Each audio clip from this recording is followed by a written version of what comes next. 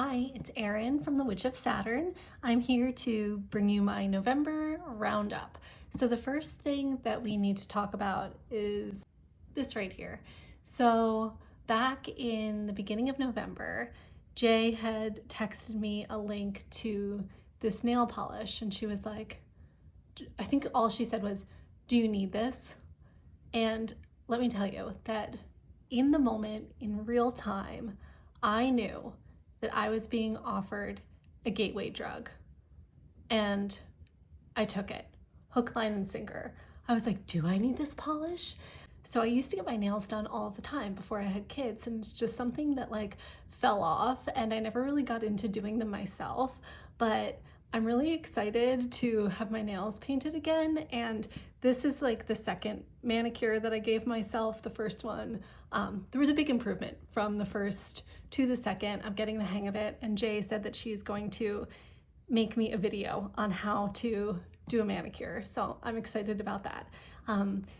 Speaking of Jay, she also sent me a box this month, which was super fun. We did a trade. I gave her an astrology reading and she gave me some decks that she was ready to pass along. But she also sent me a couple of indie polishes.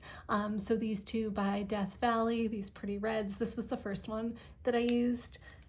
And she sent these two for my kids, which I thought was super cute. She also sent me a bunch of fragrances. This was one of them. This made its way into one of her videos, and I had commented on it because I like amber and I thought that this little bottle was so cute. But I can say for sure that the indie perfume thing is not something I'm gonna go, that's not a rabbit hole for me. It's just I'm too sensitive to scent. If I don't like it, it makes me feel a little ill. And like, have you ever read the way they describe these scents and the notes? It's like literally sounds like a bunch of freaking gibberish. So she can keep that one, but I'm definitely joining her on the indie nail polish train. So on to tarot. This month for Deck Connectors Club, we started working with Tarot of Persephone's Garden.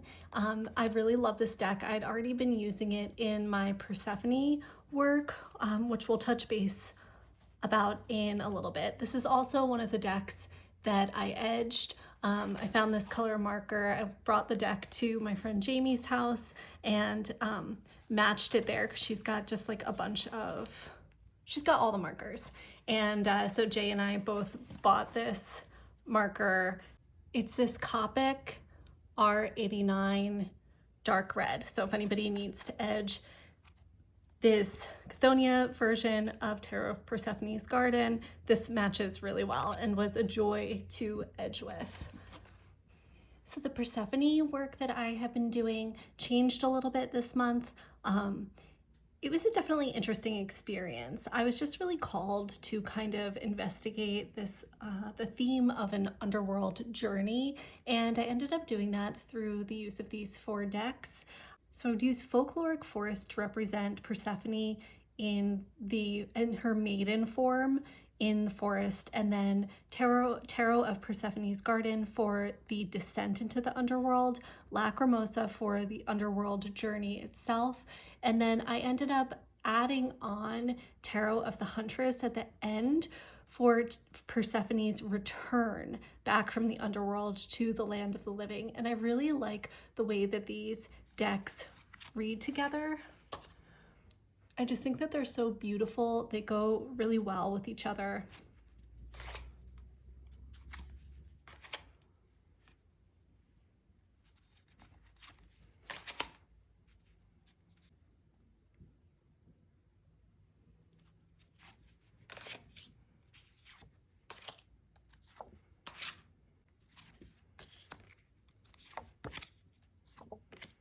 So that will just give you a little flip through of the way that those 4 decks look with each other. So I do plan to do a video strictly on that practice. It's on my to-do list, but I did really enjoy this deck for Deck Connectors Club. I thought that it was just a real joy to read with, and I'm happy to have this in my collection. The next deck that we worked with was the Death Doula Oracle, and you can hear a little bit more about this experience on that episode of Deck Connectors Club. and also on my decks that I'm grateful for video, but this was a very intense experience for me working with this deck.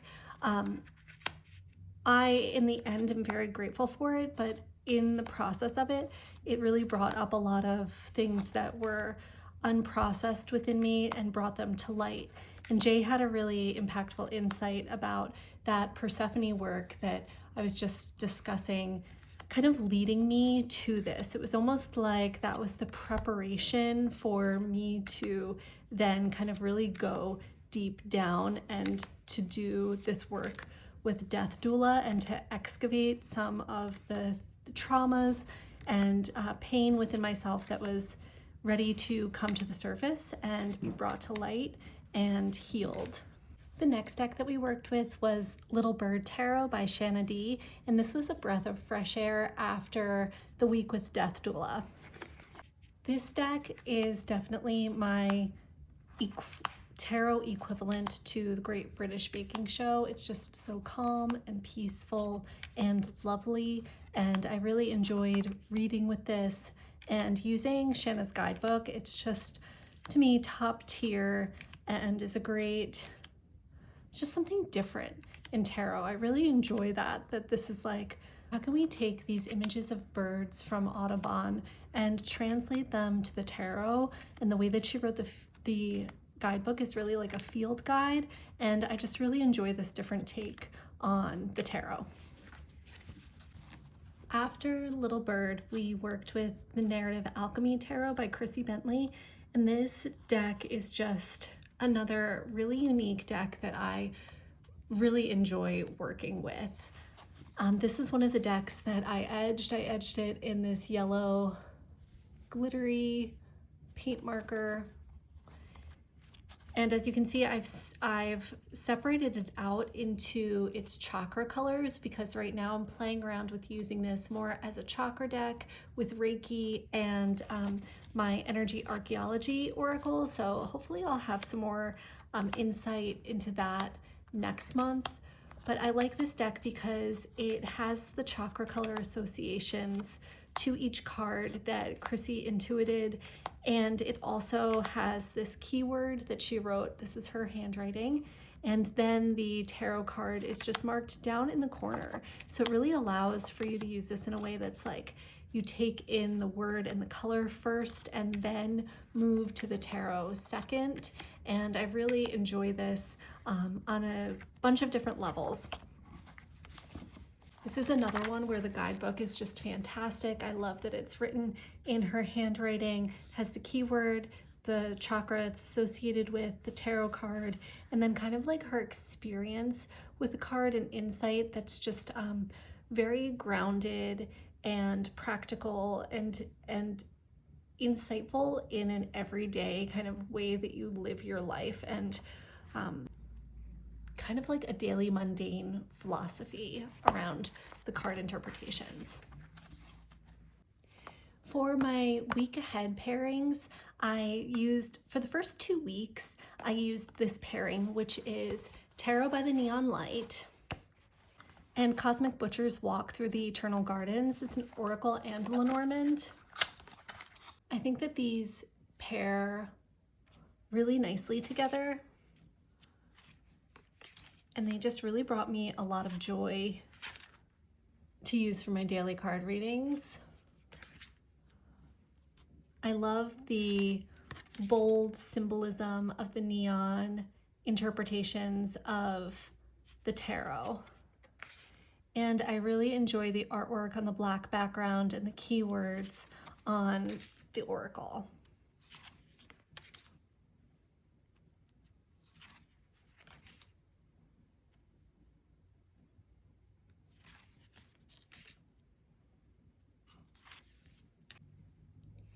The next week I paired Forhaxa Tarot with Coastal Curiosities, the original version, the pocket edition by Lennox Reese. And these were okay together, not like my favorite pairing ever, but I do really adore these decks individually. I think maybe it's the size differential. Like I posted a picture of these, along with the Discovering Beauty mini that I've been using also for daily draws. And Lennox had commented like the size of this is cracking me up. They're just so different. This is a very large tarot. This is like a pocket-sized deck, and this is like super mini. And so I think something about that maybe just didn't work the way that I intended. The last pairing that I did for November was the Botanica Garden, which is a new deck to me. This is a mass market deck that uses flowers as the tarot associations. It's kind of can be hard to read with because there's just these symbols. There's no titles on the cards, but if you've been around my channel for a little while, then you know that I like that. And I paired it with the Reclaim Oracle, which I did a lot of work with this month. It's just a really emotional month for me in general. And I think it was that grand water trine we've had going on, but I was just feeling the need to kind of connect with some different emotions with Reclaim, and I did like these two together. I also found that when I pulled the cards for this week, that there was a lot of mirroring between the shape of the flowers and the shape of the figures in Reclaim. Like you can see it here, happening here, right? With the shape of the leaves and the lily of the valley, and then these flames.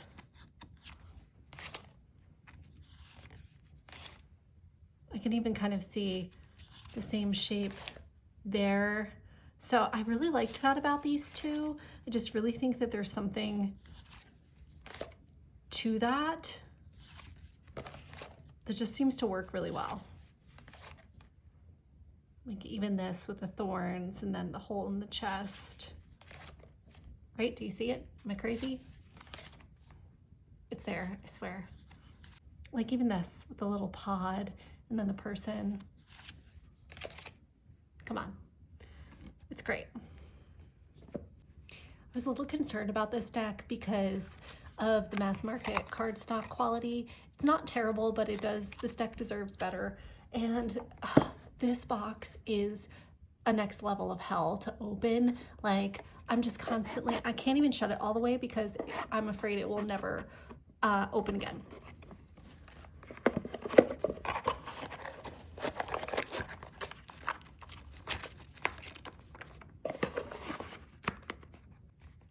Because it was backwards. The Discovering Beauty mini was another deck that I worked with this month. I would just go ahead and pull a card for each day of the week. This is another one that I edged in this black alcohol marker to match, and it looks so much better this way.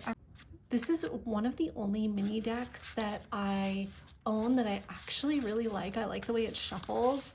I like the swish, swish, swishiness of these cards. I'm really happy with this. And hold on. I have this really adorable ceramic clamshell by Pottery Witch that is an incense holder. You could put a stick of incense in here, and you can also stick a card.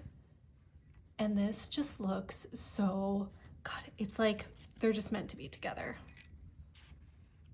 Okay, and on to new shit. So this month, as mentioned before, I got a box from Jay with these two decks in it. These are both Sasha Lopez decks, When Olga Speaks and The Long Way Home, A Visual Diary. I have really enjoyed working with these more than I thought I would have. These are decks that I might not have. I mean, at some point I probably would have gotten them, but I wasn't feeling like this strong pull to purchase them. But I'm really glad she sent them because they're way better than I thought that they were going to be. So I've been using The Long Way Home with these blue bones. I've been using these blue bones a lot this month. I think it's that emotional quality of the month that I was referencing before. I'm really determined to figure out like my favorite pairings with this deck. I haven't found like the perfect tarot to go with it. It's one of my missions right now. So if you have this deck and you have preferred tarot to use with it, please let me know in the comments. But Jay had suggested that I do a 1-card pull from each of these. She said she saw someone on YouTube doing it. I'm not sure who it was, but if she tells me, I'll drop it in the description. The fog, tension at the threshold, reverence and all in. The rose and her thorns with permission to exist. I think that these just pair so beautifully together. Loose ends, the things we carry. Breaking bread and softened. A wish in the dark, strength and softness. So these two, I don't know, I might just have to do like a week ahead with these two or a daily poll. I'm not sure exactly how I'm gonna do that yet, but I'm kind of committed to that. The other thing that Jay sent was one of her tarot tube socks. Isn't this so cute? I was so happy about this. I was hoping that she would send me one. And so for right now, I have the Future Ancestor Tarot in here, which is a new deck that I brought in this month. We're gonna do an episode of deck connectors with this.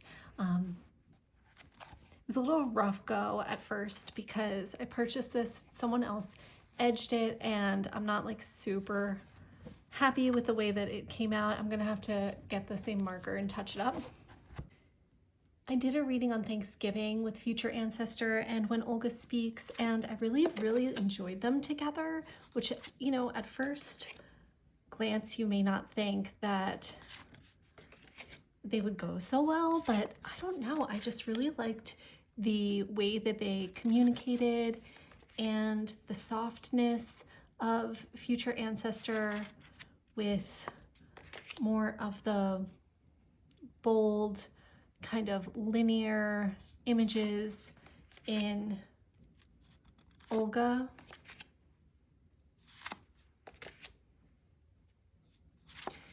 And I specifically liked that these two are, you know, by the creator, kind of intended to be ancestor decks and to process grief. So I was very happy with this. I also got Circle of Doors this month, which I am super excited about. And I really have liked using this with When Olga Speaks so far.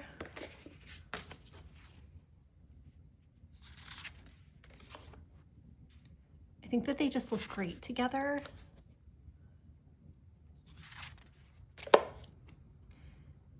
And this feels like a very magical, feminine wisdom deck that I think that Olga also taps into. So I'm excited to do some more work with these two together.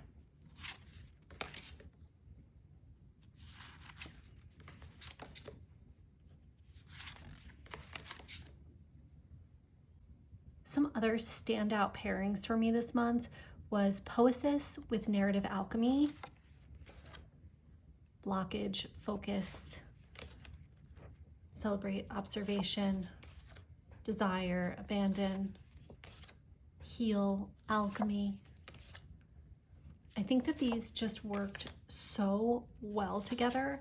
I'm a huge fan of Poesis. I think it's if Reclaim was just a regular oracle that didn't focus solely on emotions, it would be Poesis. And it just really worked for me with Narrative Alchemy. It's like the same level as the pairing of Reclaim with Playful Heart. I will continue to do readings with these two. I think that it's just, I really think it's a match made in heaven.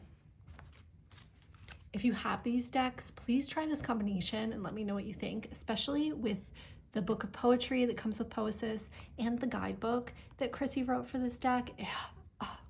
It's fantastic.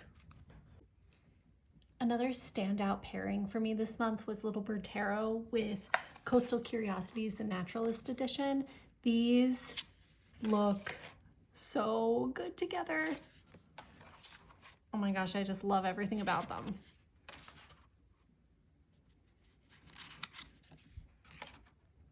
I think that there's something so fun and playful about Coastal Curiosities that goes really well with the more academic nature of Little Bird, that really balances each other out while visually working so well together.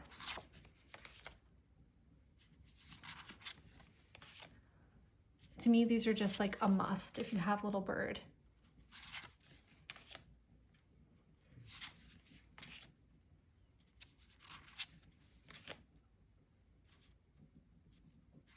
Seven of Swords and Sharp, the Devil and Depth.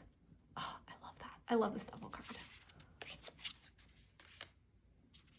Knight of Pentacles and Gather, really taking the time to get everything that you need before you move forward. The Sun and Mature, like really growing into being able to shine that light. Observe and the Star, like what are your true hopes and dreams? The Magician and Tender, being open and vulnerable to allowing yourself to be that channel, as above, so below. It's so good. Look, a little mirroring happening there. This was another deck that Jay sent. It's this little inverted mini Toth that's just so cute and pretty. I am not a Toth reader. I'd like to get into it. I mean, I've studied the Decans in depth, so there's really no reason that I shouldn't be reading with this. And now that I have this guy, I think that it will kind of inspire me to do so. So it's definitely on my to-do list, but I just think that this is so pretty. I wanted to show it. She also edged it in this purple sparkly glitter. It looks so good. Love. And last but not least, I can't let November go by without giving an honorable mention and shout out to Dogbone. This deck is so cute. The Common Oracle is its government name, but around these parts, we just call it Dogbone.